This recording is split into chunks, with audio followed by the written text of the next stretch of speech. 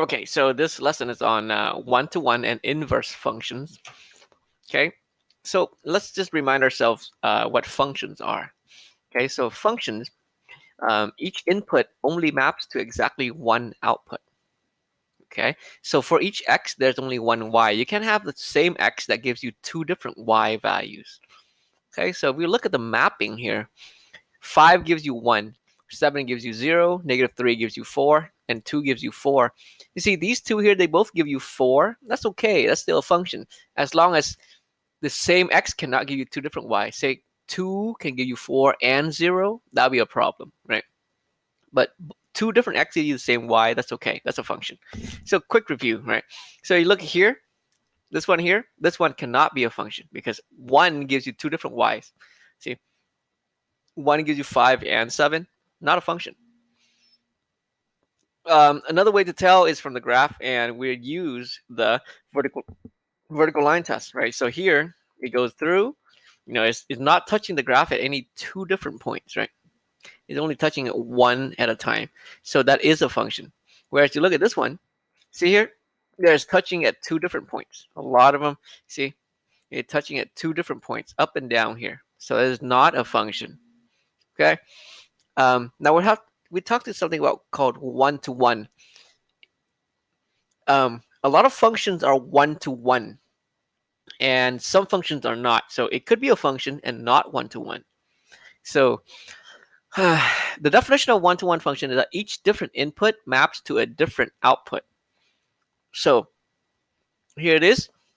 This is a function, right? Like earlier, we see the function -3 and -2 maps to 4. That's a function. It's okay.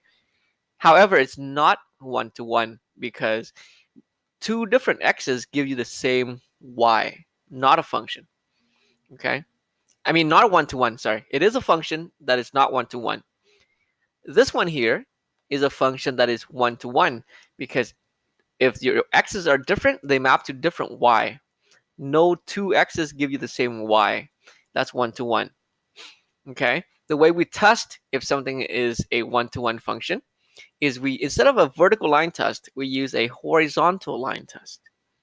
Okay, use the horizontal line test. So we go across like this. Is it touching at two different points? Yes, right? Anywhere here, it's touching at two different points. You see, two different x give you the same y, right? Two different x give you the same y. For example, here, you see this x here gives you this y, and this x here gives you this y. This is the same y, but two different x's, not one-to-one. All right? This one here, horizontal line test, right? It's touching only at one point.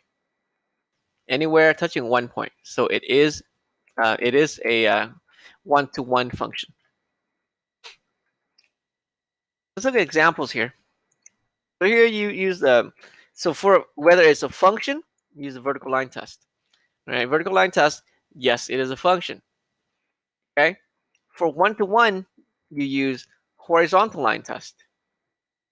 So yes, this is a function.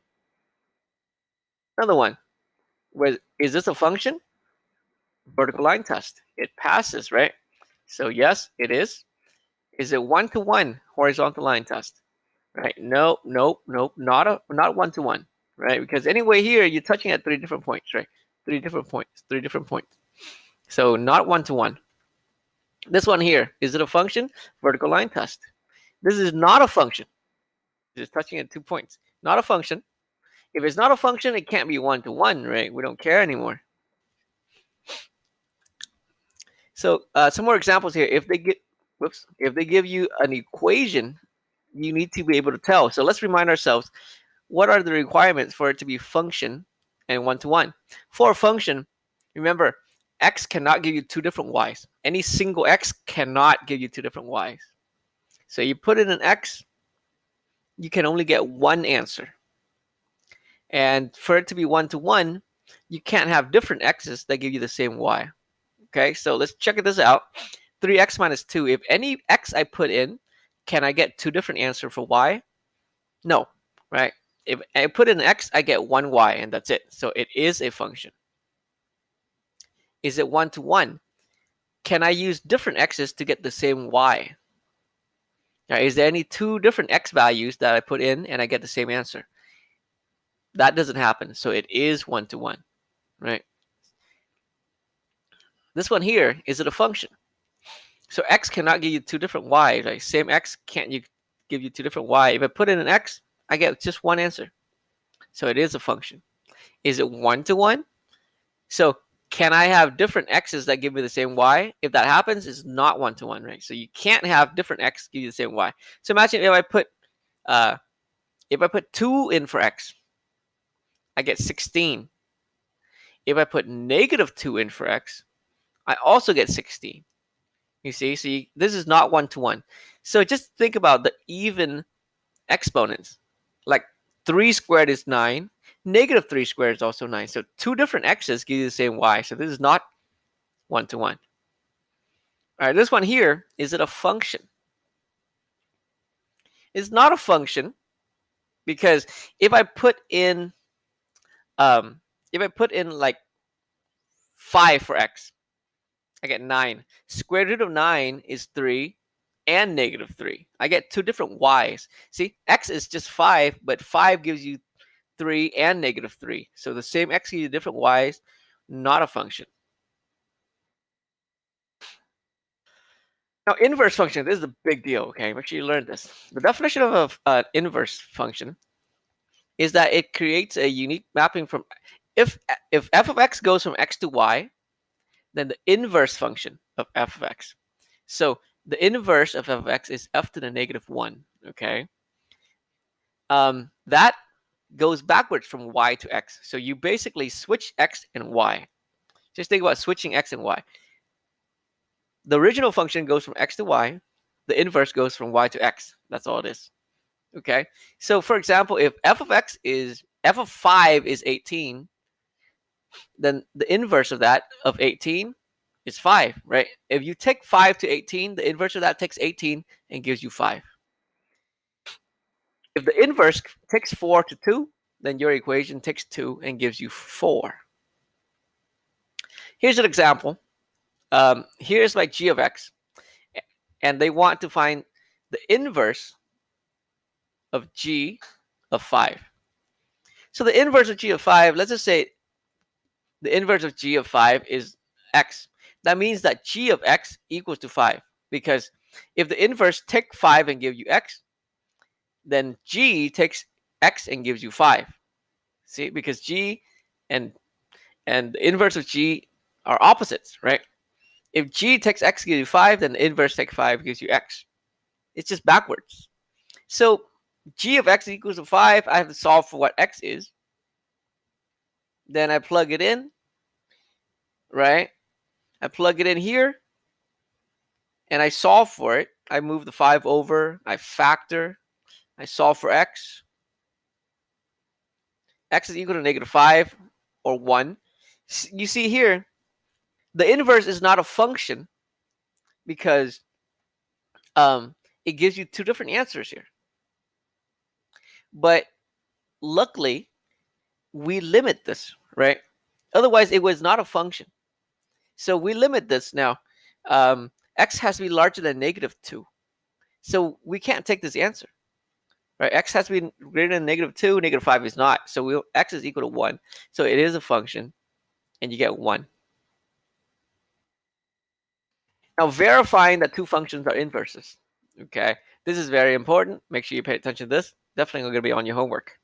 Okay, so this is composite function, right? F inverse of f of x has to be 1. And the other one is also the same. F of f inverse is equal to x. They both have to give you x's. And you see what I mean as an example. Here's f of x, and here's g of x. Okay, there's f of x and g of x, different colors so you guys see it. You have to do f of g of x, and then you have to do g of f of x. Okay, so here's f of g of x. What you do is you take f of x and you put in g of x where x is. So I take the yellow function, put in where x would be in the green function. So 3 instead of 3 minus x is 3 minus this chunk divided by 4. And you simplify this, you should get x. All right, so 3 minus 3, just 4x left. Right? Because negative times negative gives you a positive 4x. Cancel out the 4, you get x. Okay? And you have to do the opposite way, g of f of x. So I take the green function, I put it in for x in the yellow function here. So 3 minus 4 times this whole chunk. And you simplify, the negative 4 cancel with the 4 there. So 3 minus x. So that gives you just x. So that works, right? Both of them gives you x. So they are inverses of each other.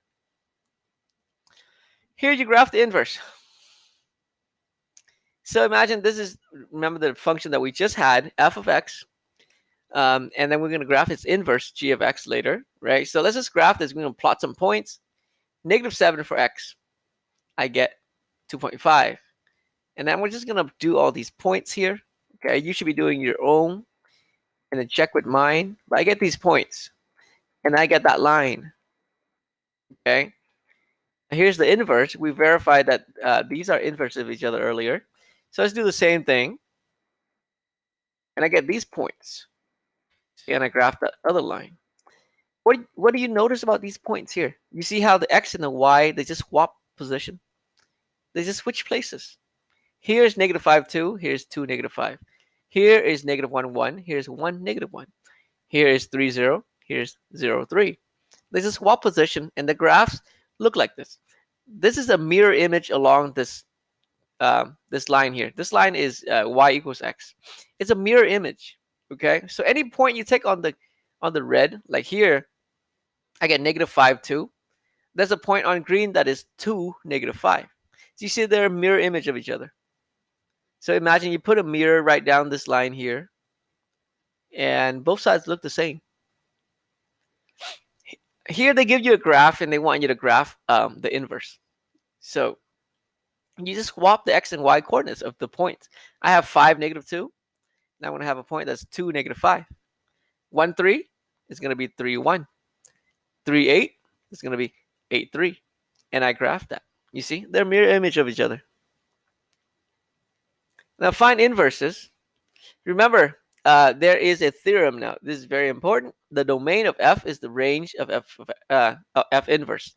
The range of f is the domain of f inverse. So basically, your f and the inverse, they just swap domain and range because they swap x and y. So the domain and range also swap. So here is f of x, and you're supposed to find the inverse. So you find the domain and range, and you also swap them, right? So the domain is all real numbers. Obviously, this is a linear line. So the range is also all real numbers. So the first step is to replace f of x with y. So basically, y equals your function. And then you swap x and y. So x becomes y becomes x. And then the last step is solve for y. So solve for that, I get y equals to this. And then the domain and range swap. So, once you get this, you just replace the y with f inverse of x. And that's the equation. And when you swap these, they're both the same, so you still get the same. Domain is all real numbers and range is all real numbers. Now the inverse here of this one is a rational function. So instead of doing domain and range, you really have to do horizontal asymptote and vertical asymptotes and holes, right? Because that really is domain and range. So you do horizontal and vertical asymptote. Again, vertical asymptote is 2 because of the bottom. Horizontal asymptote is y is equal to 1 because they're the same degree on top and bottom. Remember n and m. So you have a over b, which is 1. And then you repeat the steps you did earlier. Replace f of x with y, and then swap x and y, and you solve for this, right? I multiply both sides by y minus 2. I multiply it in, right? Combine all the x's together, all the y's together, and then factor them out. And then you solve for y. And here, ultimately, you want to swap the vertical asymptote and the horizontal asymptote. So now, horizontal asymptote is at 2, and vertical asymptote is at 1 now. And the last example here, I'm going to look at domain. The domain for this problem, the domain for this problem is because the stuff inside the radical is has to be greater than 0. So I solve for domain x is larger than or equal to negative 2/5. And because radical has to be positive, the range of this, the range has to be larger than 3 because you have 3 plus something. And the radical has to be positive, so it's either 3 or bigger. And then you repeat the steps from earlier. You put y in for f of x, and then you swap x and y, and you solve for it. So I subtract 3 by both sides, and I square both sides, okay? And then I subtract 2, and I divide by 5. And that's my equation. And now I'm going to swap the range to give me the domain. So domain is now x is larger than 3 because of the range from the original function. So domain of the new function is just the range of the original function. Okay?